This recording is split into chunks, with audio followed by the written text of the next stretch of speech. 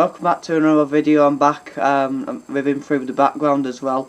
Got Bobby Campbell and Stuart McCall behind me if you can make them out. But let me know your thoughts on the game in the comments down below. The Sutton United v Bradford City match reaction. I'll go through the stats.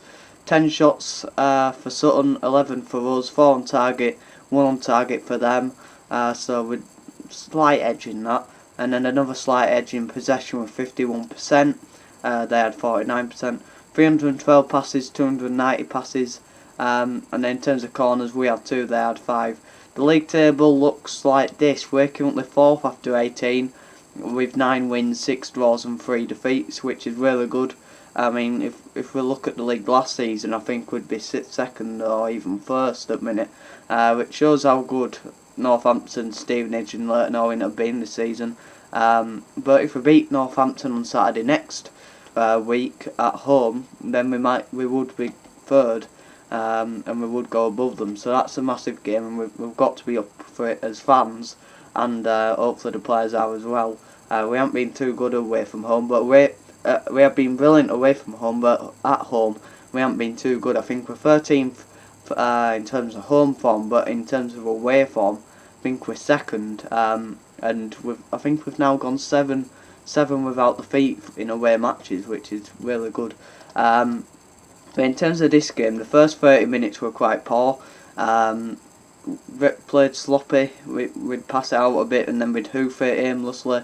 And then, scrappy little sloppy bits of play where the ball would go out of play, and we'd lose possession of the ball way too easily, and we didn't seem to have a game plan. But then Andy Cook scored and the game flipped on its head, but that was against a winner player. Isa had a very poor shot, very tame effort, but it fell to an offside Andy Cook and we take it. I mean, I think it took a bit of a deflection, which I don't know if it is a rule, but I've heard that it might be. But if it comes off if it comes off a Sutton player or an opposition player and then falls to your player, Bradford player, then it's not offside. So I mean, it has counted and we've got the 3 points, but it didn't matter because Scott Banks scored a bit of a fluke goal as well after half time, keeping the momentum going. I don't think he meant it. I mean, when you look at it, it looks like a cross, but we don't care. It flies into a top corner, and again, like I say, we've got 3 points. Why should we care about that? But yeah, let me know your thoughts on them. Should it be an offside, and was it actually meant to go in the top left corner like it did for Scott Banks? But we scored that first goal. The momentum changed a bit. We upped the tempo. We created a few more chances. And then we did look the better team on paper as well as actually implementing it on the pitch, and we did look better for that turn of momentum. And we created more chances, but it shouldn't have to take something like that, whether it's a goal against us or a goal for us from nothing. We need to be playing like that from the minute go. But then game died out a bit. We controlled the game and we not time wasted, but we saw the game out, which is something we're doing well at the minute. We did it well against Mansfield, and it's something that we're going into doing a lot more, seeing games out, which is good because we haven't had teams that can see games out to the finish, which we're doing a lot more recently. So we'll get into the player ratings now. Let me know your player rating. 6 is the average, and also let me know your thoughts on the match as well. But player ratings, Harry Lewis, I'm going to give him a 7. Some good saves, got the clean sheet as well, but distribution probably at its worst it's been for Harry Lewis. But yeah, I think overall I'd probably give him a 7. Few good saves. Critchlow joined by Songo this week instead of Platt. I'm going to give them both a 7 because but 2 clean sheets. Yeah, steady Eddies really. Songo came in and made a few good tackles, and I think he's a good backup. Songo. I mean, good bench player, can play in a defensive role in midfield and can play centre back as well. So he's quite versatile in that way. Player of the season, I think he got last season at centre back. Where would you play him at? I think I'd probably play him as a defensive midfielder from what I've seen this season. But he's come in as a backup centre back and he's done well. and took. I wouldn't say he would keep his place when Platt's back. I don't know how severe his injury is, but I'd say Platt would walk straight back in. Forwards, I'm going to give him a 6. I think he was quite average. Went forward a bit, but not really came from out. Defensively, it was solid. So yeah, I'd give him a 6. He was quite steady. Halliday 6 as well. I think defensively quite decent. Going forward again, got into some good positions, but again his crosses didn't really lead to much. And I don't think he puts enough crosses in. I think he needs to put a few more in from the positions he gets himself in. So yeah, 6 for Halliday, 2 centre backs get a 7, and forwards gets a 6 as well. So let me know your ratings for the back line. They did get a clean sheet.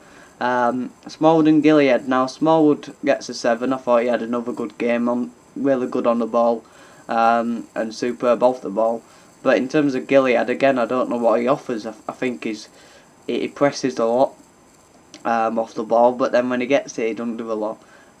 Always plays a safe pass, which can be good.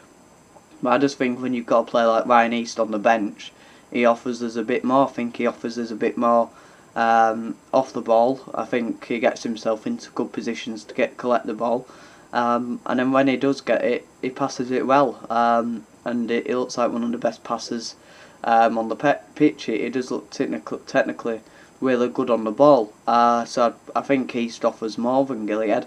But let me know what you think on that. So I'd give Smallwood a 7 and Gilead a 6. I just don't see what Gilead really offers.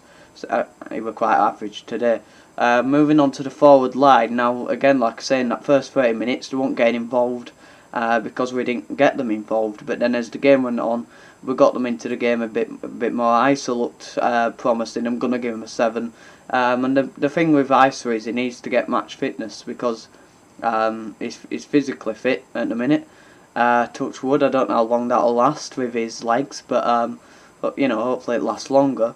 But he had a decent game, getting back into the rhythm of playing matches, and he needs to get match fit first before we can really judge him.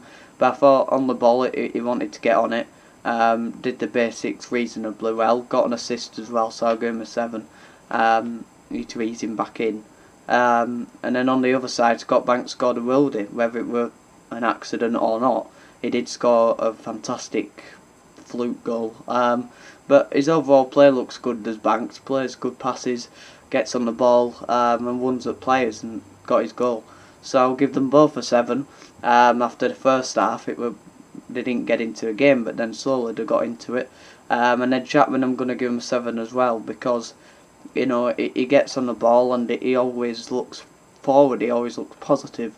He's always looking to maybe take a shot or to get other players in the game. But when he gets the ball, he just looks like a winger. He ain't a number 10. And when Jamie Walker comes back, the team will be massively improved by that, and it'll be like a new signing. And it'll give Chapman a new lease of life as well because he's better as a winger because as a number 10, you've got to be good on the ball. You've got to get your passes right, and I don't think he does. You know, the way to pass, when to pass it, he ain't got that in him really. So he's more of a winger, and when Walker comes back into that number 10 position, we'll be a much better team. But like I say, when he gets on the ball, it looks really good and looks really like an interesting player. But yeah, I'd give him a 7. And then Andy Cook, I'd have to give him a 7 because he don't get a lot of service, but you know when he ain't getting service, his work rate's good. He's always hassling defenders, running round a lot. He's got good work rate, but when he gets a chance, he takes it. When he gets the ball, he scores a goal. But yeah, I mean, give him half a chance and he'll score it. That's why he's got 15 goals this season. That's why he scored loads of goals at other clubs. I think he's in his 30s for goals for us now. 37 or something like that. He's a fantastic striker, and if you give him half a chance, he'll score it. Like I said, his work rate's good as well. And for strikers who aren't getting many chances, they've got to be concentrated. You know, you've got to have good concentration if you're not getting any chances. Which Andy Cook don't get a lot of, and he got his goal again. So I'd probably have to give him a 7 for that. Onto the bench, I'll give them all 6s. Oliver 6. I can't remember who else came on. He's the only player. Angol came on, I'll give him a 6 as well. And Pereira came on again, he gets a 6 because, again, he didn't make an impact. And it's a shame with Dion because we're expecting some good things, and he hasn't been dazzling Dion like we would have wanted. He's been laboured Dion and lazy Dion, really. He hasn't want to get on the ball as much, and he hasn't took as many risks, and it's a shame. I mean, there's talk that Luton might be recalling him. What would you do in the comments down below? Would you recall him, or would you be open for that? Because obviously we can have a choice in the matter, but I don't know. I think it's a shame because he came back to the club with so much hope and promise and anticipation, but nothing's really worked out for him. Everything he's done, he hasn't really come off. So let me know what you think on that in the comments down below. But we got the win in the end. We're up to 4th, 7 away wins without defeat. Moving on to Saturday, it's a massive game against Newport. Need to get 3 points, but a point ain't bad considering our home form. But we've got to keep this away form going. I mean, if you want to go up, you've got to be good at either away from home or at home. And last few seasons we haven't been good either. But at least we've got this away form, and it needs to keep building. But if we can build a bit of a good home one as well, that'd be massive. And I think the reason for the away success is less pressure, better atmosphere. I mean, we do create a better atmosphere away from home, and I don't know whether that's because, well, maybe don't know. I don't know. There's many reasons for it, but let me know what you think that is. But away from home we're a lot better than we have at home. So let me know why you think that, but why you think the sole reason is for that. But at home we have to maybe ease off a bit. Maybe we put too much pressure on them, and hopefully Northampton give us a game and make it a bit open. And hopefully we provide that as well, because we can be too passive and too slow with the tempo as well. So hopefully we can win on Saturday. Massive game against Northampton. Good performance today. Got the result. Got the 3 points, and we're up to 4th now. And we're 3 points away from being 3rd. So hopefully we can keep the run going. Keep the momentum going. Have a good one.